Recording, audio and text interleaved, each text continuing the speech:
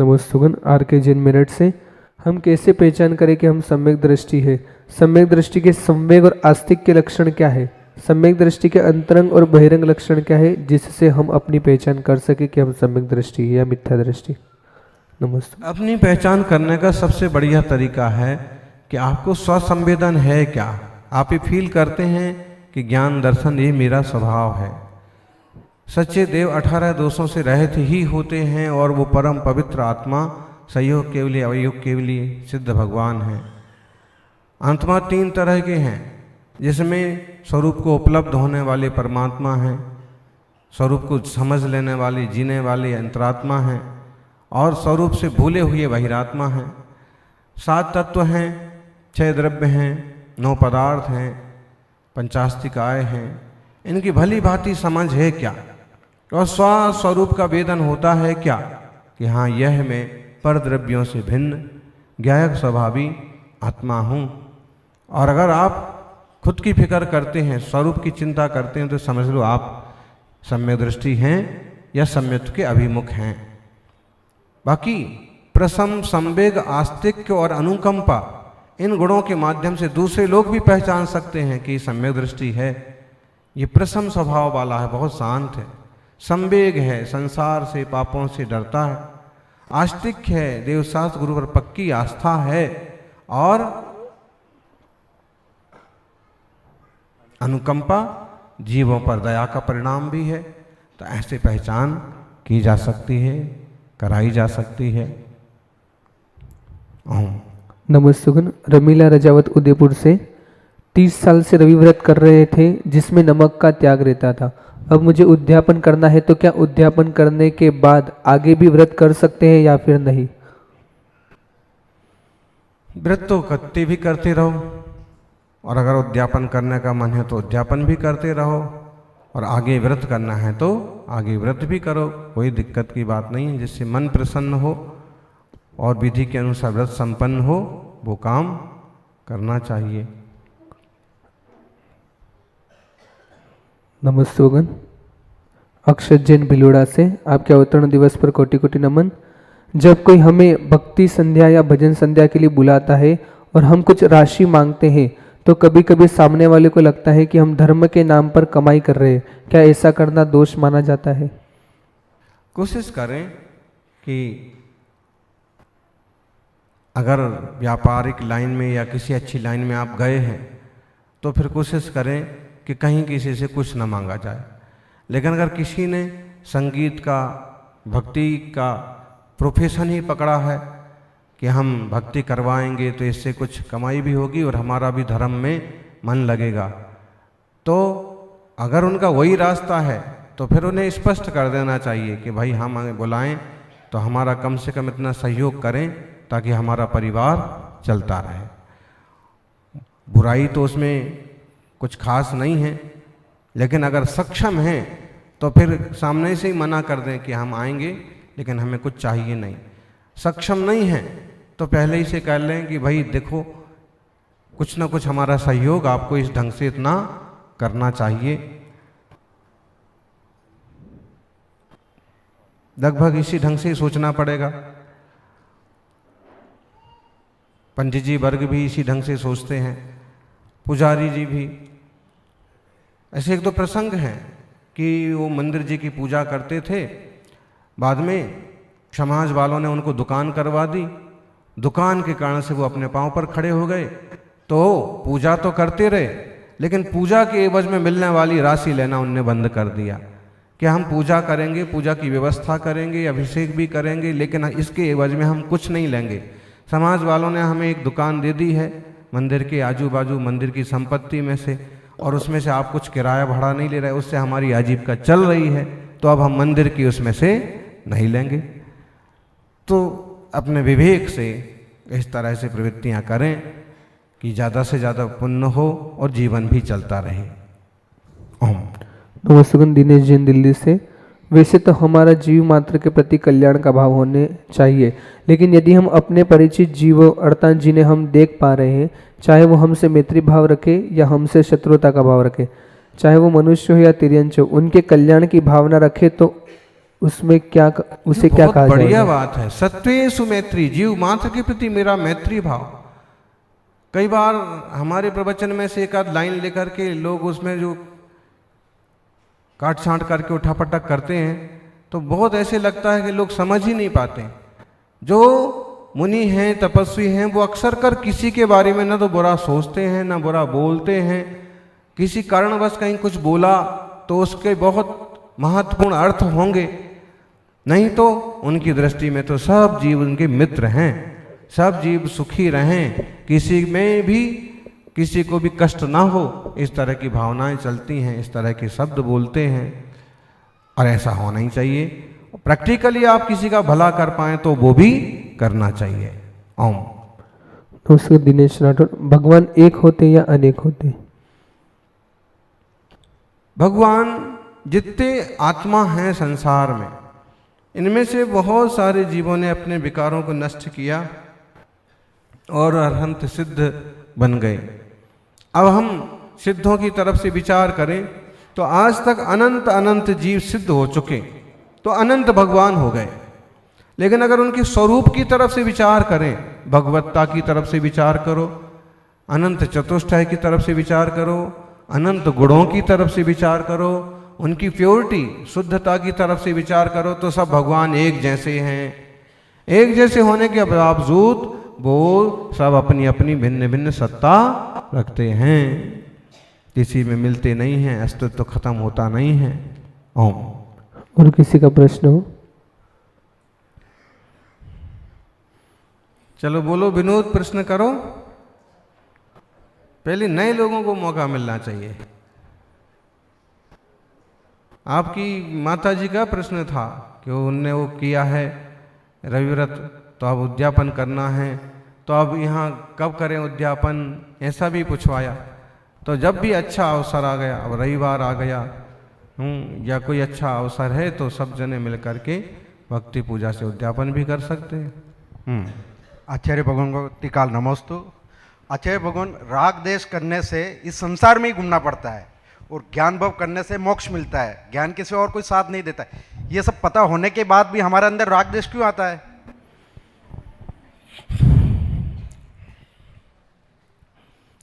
संस्कार जीव के अनादिकाल से ऐसे हो रखे हैं। मतलब एक खदान में से निकला सोना, अब सोना खदान में से निकले और पूछे कि हम मैले क्यों हैं, हम पर मिट्टी क्यों चढ़ी हुई है, हम पर दूसरी दूसरी खोटी धातुएं क्यों मिली हुई हैं, तो उसका उत्तर यही होगा कि भाई अनादिकाल से आपके संस्कार ऐसे हैं, आप अभी तक ऐसी दशा में पड़े हो। अगर अब तपाया जाए, सम्य दर्शन, सम्य ज्ञान, सम्य क्षारित प्राप्त हो, सोना को सोनापन समझ में आ जाए, तो सोने रूप में वो जम जाएगा, रम जाएगा, निखर जाएगा। ऐसे ही अपना जीव भी संसार में नाना योनियों में, अलग अलग पर्यायों में, अलग अलग गतियों में, सब तरफ के राग द्वेष मोह के प्रपंच भोगता आ रहा। फिर कैसे भाव किए तो हमें इस समय कैसे संयोग मिल गए, जो जो कल्पनाएं की वैसे माता पिता परिवार मिल गया। अब जैसा जैसा कर्म का बंध हो जाएगा, आगे आगे वैसा वैसा फल भोगने को मिलेगा।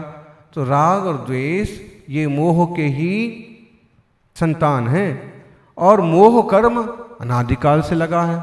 अकेला मोह नहीं, 8 कर्म जीव के साथ हमेशा लगे हुए हैं। जब भेद विज्ञान इसी को तो कहते हैं कि हमने जीव को जीव समझा, कर्म को कर्म समझा, देह को देह समझा, और फिर आत्म शुद्धता की दृष्टि बनाई कि अब राग द्वेष मोह नहीं करना है, तो त्याग किया। जितनी चीजें हट गई उतना राग द्वेष मोह भी अधिकतम हट जाता है, और ऐसे प्योरिटी बढ़ती जाती है, और जीव सब विकारों से रहित, सिद्ध और शुद्ध हो जाता है। इसके लिए पुरुषार्थ करना पड़ता है। तो समझ आना ये भी बहुत अच्छी बात है। सोने को ये मालूम तो पड़ गया कि मैं सोना हूँ और मेरा ये महत्व है। ऐसे ही हमें ये मालूम पड़ गया कि हम चैतन्यमय राग द्वेष मोह से रहित जीव हैं। मालूम पड़ा तो आगे का भी रास्ता सूझेगा, कुछ ना कुछ कमी विकारों में आएगी। तो पुरुषार्थ करने से मार्ग मिलता है। आप तो फिर भी सौभाग्यशाली हैं, देवशास्त्र गुरु के दर्शन होते हैं। इतने तो विकार मिट गए कि दुनियादारी की तरह और निचले स्तर पर नहीं है। ओम। आचार्य तपस्वी सम्राट सन्मति सागर जी गुरुदेव को नमोस्तु नमोस्तु। आचार्य सुनील सागर गुरुदेव को नमोस्तु नमोस्तु। आचार्य सन्मत सागर जी के पद चिन्हों पर चढ़ने वाले आचार्य सुनील सागर जी गुरुदेव का आज अवतरण दिवस पर आपके पुण्य प्रभाव और प्रकृति माता की देन से तथा प्रबल ज्ञान के भंडार रूपी सरस्वती के कारण से तथा आध्यात्मिक साधना एवं वात्सल्य से परिपूर्णता के कारण वह आपके चेहरे पर मधुर मधुर मुस्कान से हम सारे किशनगढ़ वासी के हृदय में हर्षमय चतुर्मास प्राप्त हो रहा है तथा आपके धार्मिक उद्बोधन इतना प्रभावशाली है जैसे भगवान का समोत्रण धरती पर उतर आया है। शंका समाधान की असीम कृपा करेंगे, आपका आशीर्वाद सदैव बना रहेगा, ऐसी हमारी किशनगढ़ वाले वासी की भावना है। नमस्ते। अभी प्रश्न तो इसमें आए नहीं, प्रवचन ही पूरा हो गया। हाँ, अच्छी भावनाएं हैं। और अवतरण दिवस तो क्या होता है, बस सौभाग्य से जिन धर्म में जन्म मिला, अच्छे परिवार मिल गए, अब जितनी साधना हो जाए, जितने कर्मों की निजरा हो जाए, जितना जिन धर्म से जुड़ाव बना रहे, रत्नत्रय उपलब्ध हो जाए, वो ही अपना सब लाभ है, बाकी सब बेकार है। नमोस्तु भगवान। मेरी शंका यह है कि जैसे अनंग सारा ने 3000 साल उपसर्ग सहे, तो वर्तमान में जैसे मतलब गणना होती है समय की, वैसे ही पहले थी या कुछ अलग तरह से होती थी समय की गणना? अच्छा, हम सोचे कहीं ये तो नहीं कि मैं उपसर्ग सहन कर रही हूँ तो मुझे क्या लाभ मिलेगा।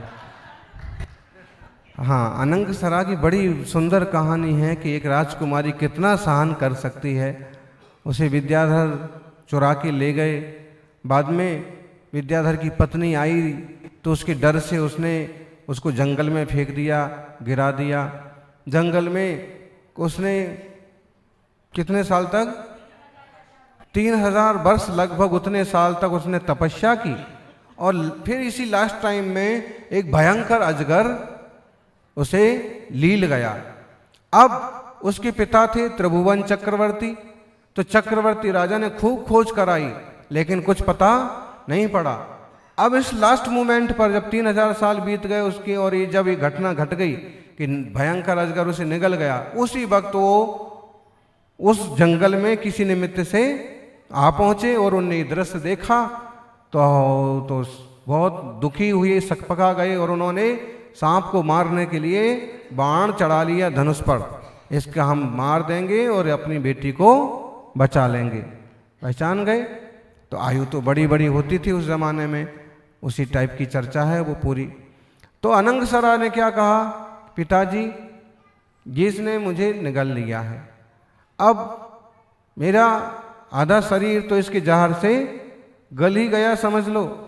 आपने मुझे बचा भी लिया, उपचार भी करा लिया, तो अब मेरा अपंग जीवन किसी काम का नहीं। दूसरी बात, मैं अपने प्राणों की रक्षा के लिए इसको मारने की स्वीकृति नहीं दे सकती। ये अज्ञानी जीव है, इसने पाप कर दिया, मुझे खा लिया तो खा लेने दो, लेकिन आप इसके प्राण मत लो। तो ऐसा उसका करुणा भाव, और इसका परिणाम ये हुआ कि अगले भाव में वो विशल्या के रूप में जन्म लिया उसने। और उसके नहाने के पानी से, विशल्या के नहाने के पानी से लोगों की बीमारियां दूर होती थी।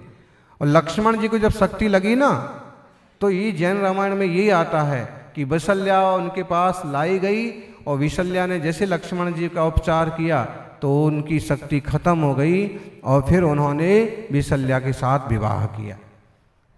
नमस्ते आचार्य श्री। आचार्य श्री, मेरा प्रश्न ये है कि तो ऐसे आयु होती थी बड़ी बड़ी, उपसर्ग सहन करते थे। अपन से भी जितना बने करना चाहिए। अलग अलग जगह से सिद्ध परमेष्टि जब मोक्ष हो जाता है तो सिद्धशिला में जाके सब एक में हो जाते हैं कि सब अलग अलग जगह पे मतलब विराजमान जो होते हैं? जहाँ से सिद्ध हुआ है उसी आत्मा आकाश प्रदेशों में वो आत्मा विराजित हो जाते हैं। शुद्ध आकाश प्रदेशों में शुद्ध आत्मा। अब उसी जगह से कोई और सिद्ध हो गए, उसी जगह से कोई और सिद्ध हो गए, तो वो एक माही एक राजे एक माही अनेक जू, तो एक दूसरे में समा तो जाते हैं, लेकिन आत्मा के प्रदेश किसी के मिक्स नहीं होते कि इसके इसमें मिल गए, मिक्स हो करके भी मिक्स नहीं होते, अपनी सत्ता कोई छोड़ता नहीं है। मैं एक जगह हमको ऐसा बताया था महाराज जी कि वो जैसे समुद्र में जल रहता है वैसे पूरे सब एक में हो जाते हैं, ऐसा तो मैंने बताया। ऐसा एक में हो भी जाते हैं, लेकिन उनका अपना अस्तित्व खत्म नहीं होता है, ऐसे एक में नहीं हो जाते समुद्र में जल। ऐसा अगर मान भी लो, कुछ लोग ऐसे मानते ब्रह्मा में लीन हो गए सब, वो अलग चीज है। हमारे यहाँ वो एक माही एक राज है, एक दूसरे में समाहित होके भी रहेंगे तो अमूर्त हैं वो सब, और अपने आत्मा प्रदेश की और गुणों की जो योग्यता है वो छोड़ते नहीं हैं। आचार्य श्री के श्री चरणों में नमोस्तु। सतीश कुमार जैन, नेनवा, जिला बूंदी, राजस्थान का प्रश्न है गुरुदेव। नमोस्तु नमोस्तु नमोस्तु आचार्य श्री।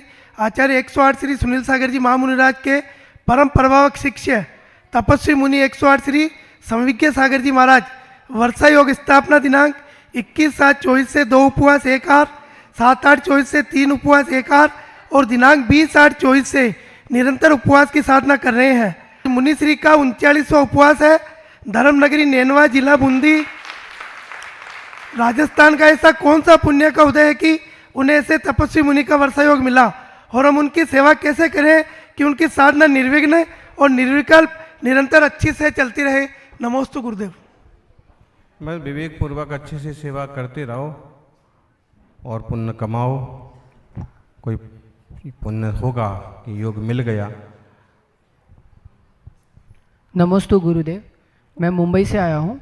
मेरा ये प्रश्न है, जैसे कि आज की जो ये भाग दौड़ की ज़िंदगी है, जिसमें ज़िंदगी बहुत छोटी है अभी के समय के हिसाब से, उसमें ये प्रश्न है कि पुण्य कैसे कमाएं, जैसे कि उपवास करके, जैसे जीव दया करके। अपनी अपनी भूमिका के अनुसार करना चाहिए, जो जिस भूमिका के लायक है। आप युवा हैं, आप बहुत उपास करेंगे तो दिक्कत में पड़ जाएंगे, तो अपनी भूमिका जीव दया करके, जितना बनता है परोपकार करके, तीर्थ यात्रा करके, परिणामों को निर्मल करके, स्वाध्याय करके, मुनिराजों के साथ विहार करके, यथा योग्य अपने जिस योग्य आपका शरीर है, जिस योग्य माहौल है, जिस योग्य आपकी आजीविका की साधन है, कहीं ना कहीं पुण्य कमाने के रास्ते ढूंढ लेना चाहिए। पुण्य वो कहलाएगा जिससे चित्त पवित्र हो, मन प्रसन्न हो और दूसरों का उपकार भी हो।